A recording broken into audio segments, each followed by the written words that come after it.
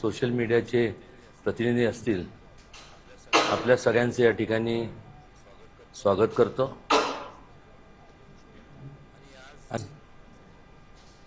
ही पत्रकार परिषद याचा निर्णय हा ह्याच्याकरता घेतला कारण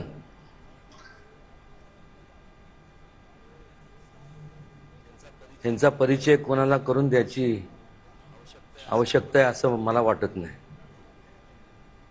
या संपूर्ण जगात एकमेव असा राजा होऊन गेला किंवा व्यक्ती म्हणा, विभूती म्हणा, युगो पुरुष म्हणा, की त्या काळात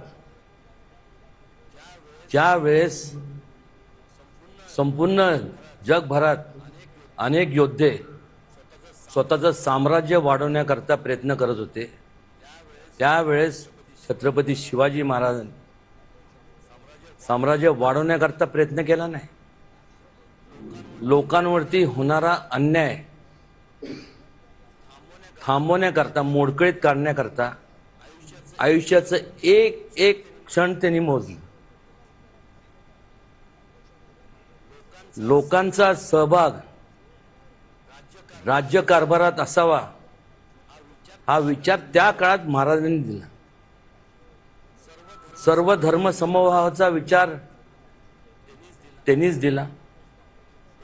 लोकांना एकत्रित केलं आणि त्यातनं स्वराज्याची निर्मिती झाली। बाहेरनं येणारे जे काय आक्रमण होते ते परतून लावले। कोणाच्या जोरावर?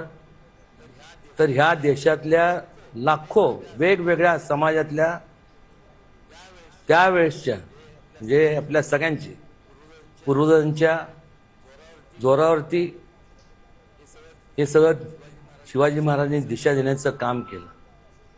आणि आज जो आपण मोकळा श्वास घेतोय, छत्रपती शिवाजी महाराज आणि त्यावेळेसची जी लोककल्याणकारी किंवा एक लोकशाहीची संकल्पना मांडली होती, आज काय चाललंय मला सांगा। प्रत्येक वेळेस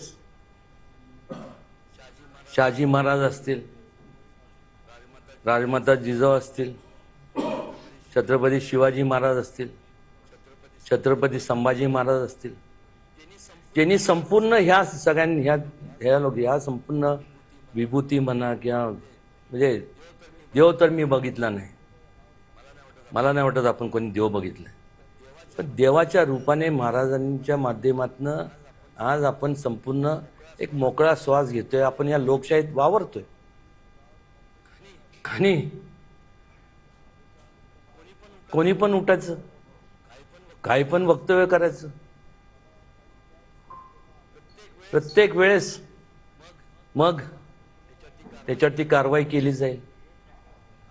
आमचे आराध्य दैवत आहे, पक्ष कुठला जरी असला, हे पक्ष पलीकडचं संपूर्ण आहे, पण पक्ष कुठला जरी असला, सामाजिक राजकीय जे काय संघटना असतील सगळं महाराजांचं नाव घेऊनच संपूर्ण सुरुवात करतात।